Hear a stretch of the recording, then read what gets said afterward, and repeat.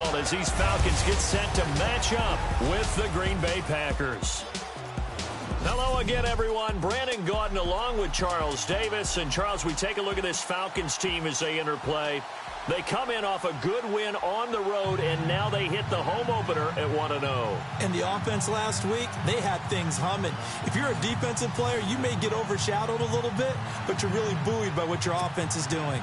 Meanwhile, for the visiting Packers, they too were winners last time out, so something's got to give here. And I love it when both teams come in off of wins. Great mindsets, and it usually leads to a really well-played game. And the decision to bring it out is going to cost him about 7 yards all told as he's taken down back shy of the 20. So here come the Falcons now to get the football for the first time. They'll be led out by the reigning MVP of the National Football League in his 10th season now is Matt Ryan.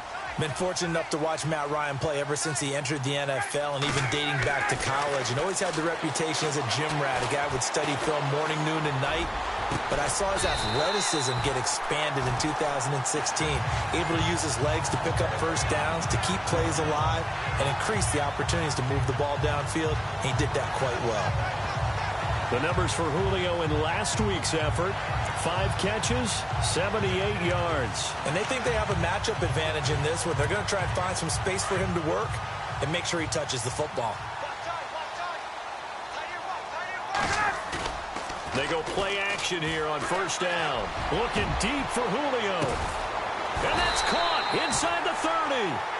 A big play there. Ryan to Jones. 42 yards. Well, we know he's got the speed there. He needed the speed and the hands. A great catch. And because of that speed, you have to respect it as a defender. So you have to either play off or make sure you're somehow in contact with him. And he's able to do exactly what you said.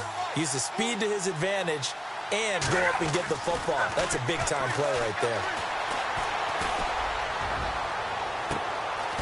That is caught at the 7. Another big hitter there. This one good for 18. I know from past experience, before you actually play a game, you visualize what's going to happen. And I don't know anyone who doesn't visualize themselves being in the center of what's going on.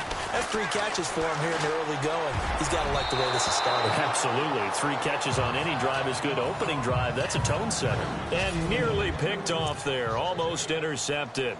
Instead, second down.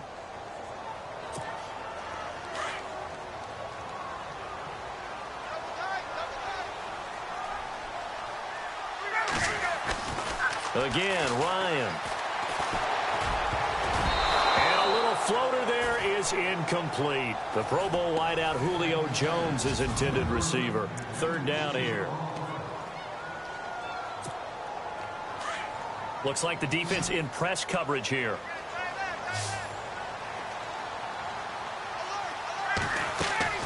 On 3rd and goal, Ryan. And he can't hang on to it. Nearly picked. He's known for his hands defensively, but instead it just brings up 4th down. So on 4th down, off goes Matt Ryan, and on is another Matt Bryant. From the right hash here, should be an easy one. And the 42-year-old veteran's kick is up and good. And the Falcons are out to a 3-0 advantage.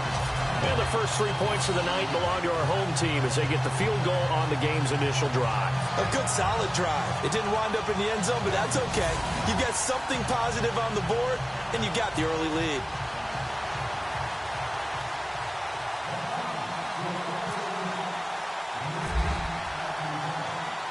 Bryant now, after hitting the field goal, gets set to kick this one away. Now the return. Here comes Randall Cobb. And he'll get it up past the 20 to the 22-yard line.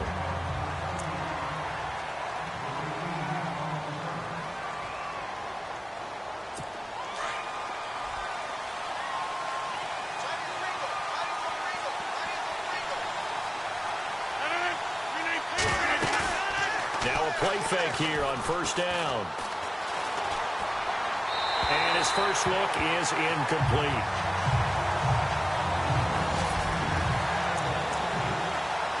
Second down now after the incompletion.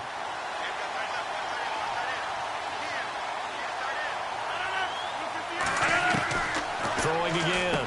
Rodgers. And this one complete to Martellus Bennett. And this one will go to the 28-yard line. 6 yards is the pickup, and that'll lead to a third down. I think defensively you're okay with that. You're in the first quarter. He's going to get some catches, but they rallied to him quickly. And that's what you count on, and I like what you just said.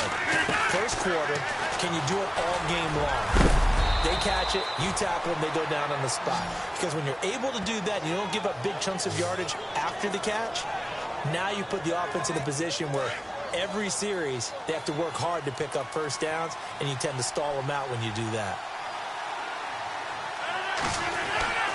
On 1st and 10, here's Rodgers. Throwing middle, but it's incomplete. The new acquisition, Martellus Bennett, the intended target. And now it's 2nd down.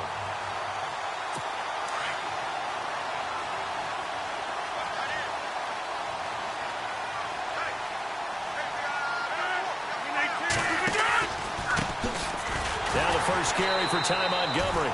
And not even back to the line of scrimmage this time as they're on him quickly once more.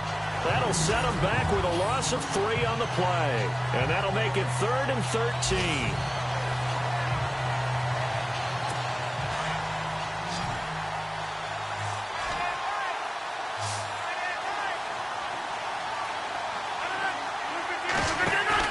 A play fake to Montgomery. Now Rodgers.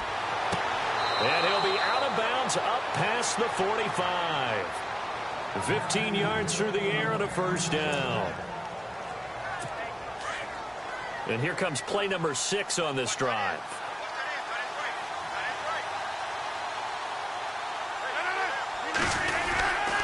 First down, here's the run to Montgomery. And the reinforcements come in as they're going to stop him behind the line. That's going to go as a loss of 2, and it'll be 2nd down.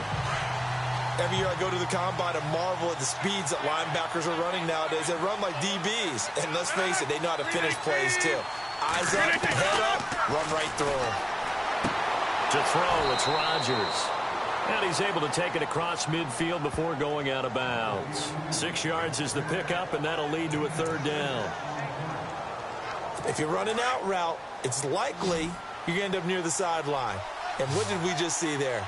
Toe tap. You got it. The benefits of practice. Toe tapping, foot dragging, picking it up, and making sure it was a catch. It's caught. Nelson. And he goes down, but not before getting this inside the 25. That one goes for 24 yards. He's such a good route runner. Shows it there on third down. Very proficient and a good pass. And you know what I've observed over the years in the NFL? The better a route runner you are, the more confidence your guy's going to have in you to go to you in important times because he can trust you being in the right spot, and they connected there and picked up a first down. The numbers on the ground for Montgomery in last week's affair. 16 carries, 59 yards. I was so glad you asked for a couple of offensive linemen to talk to before the game because they told us that in last week's contest, everything was clicking. Didn't matter whether they were doing gap scheme. With Charles Davis, I'm Brandon Gaudin. Second quarter about to get underway with the Packers in possession of the football. They've got it 2nd and 6 to start things out. They'll keep pounding here with Montgomery. And he's going to fight his way forward here for a modest gain. Give him 4 on the carry, and it'll make this a 3rd and about 2. That's a really good job right there. Just kept stringing that play out, pushing further and further towards the sideline. Really good fundamentals by that defense. He was trying to put his foot in the ground and turn upfield. He just couldn't. No, they really had a picket fence in front of him. No room to find to get upfield. Throwing now is Rodgers.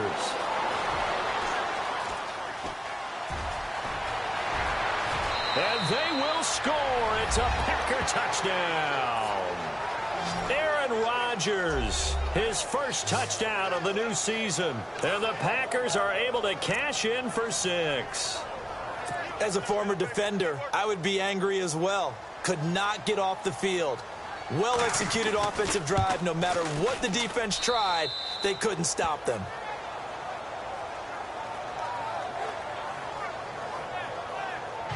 That one in the books as a 12-play drive and was polished off by the touchdown run from the 16-yard line. Fielded about a yard deep. And the decision to bring it out, a good one, as he's up a yard or two shy of the 30. So out come the Falcons now. And last time they got 3 points, but it was a chip shot field goal. And when you go to the sideline after a chip shot field goal, maybe the offense not too happy. It's a balancing act, isn't it? Because you're exactly right. They're none too pleased that they didn't punch it in for 6 points. But they also have to remember they did put points on the board. 3 points is 3 points. And in this league, you take points when you can get them. Not easily done.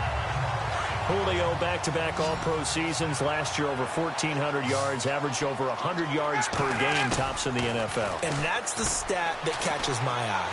Over 100 yards per game, and you always hear about defenses saying, we can rotate, we can send people in his direction, we can do things to limit a wide receiver. Yet Julio Jones averages over 100 per game, one of the most sensational stats I've seen in recent football. But Julio Jones is off to a monster first half, but still, can he reach what he did against the Panthers in 2016? Didn't he go for a cool 300 in that game? On the dot in week 4, 300 yards. Oh, Matt Ryan had a pretty good game, too, threw for over 500. He couldn't quite hold it. Got hit. Ball pops out, incomplete. It's a lot of contact going on there, and in the end, unable to keep 2 hands on the football and bring it into his body. Everything looked pretty good until the finish. And a big loss here as he's taken down. Clay Matthews able to get in and run him down for a loss of 14.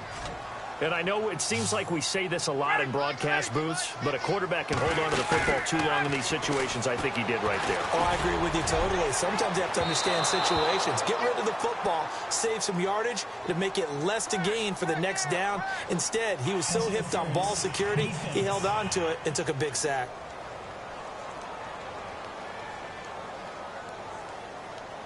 Trying to disrupt Julio Jones there, the intended target. A little too close, got the flag thrown. I'm not sure anyone can cover Julio Jones one-on-one for very long without getting their share of pass interference calls.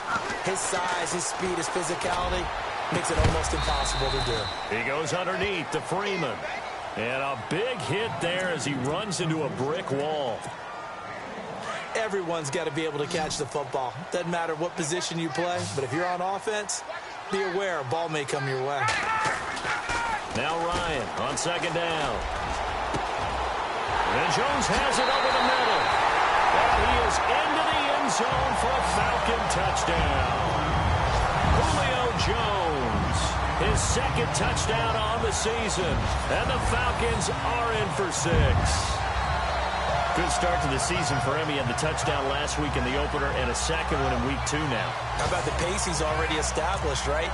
Not sure he can keep it up for an entire season, but don't burst the bubble because he thinks that he can. Do guys go into a season with a goal for touchdown scored or yardage? What do you think? I think every single one of the guys who's going to touch the football. Oh, they flip it to the kicker. He looks like he's going to throw it. And this one goes nowhere. Losing yardage back at the 22.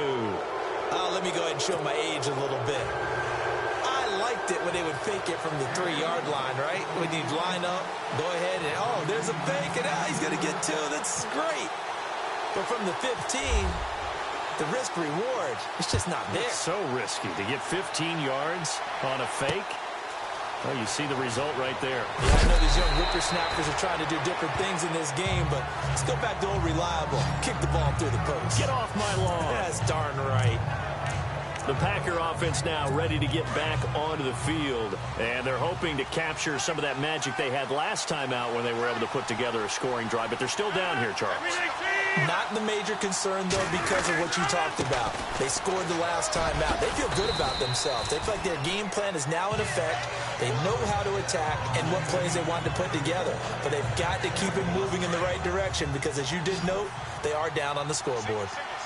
I think many people thought Ty Montgomery would automatically go back to being a wide receiver this year, but it appears he's going to stay a running back. I know they drafted Jamal Williams from BYU, but Montgomery proving his worth. And he proved it, proved it last year. 5.4 yards per carry, 4th best in the league. And he goes for 18 there as the drive will continue.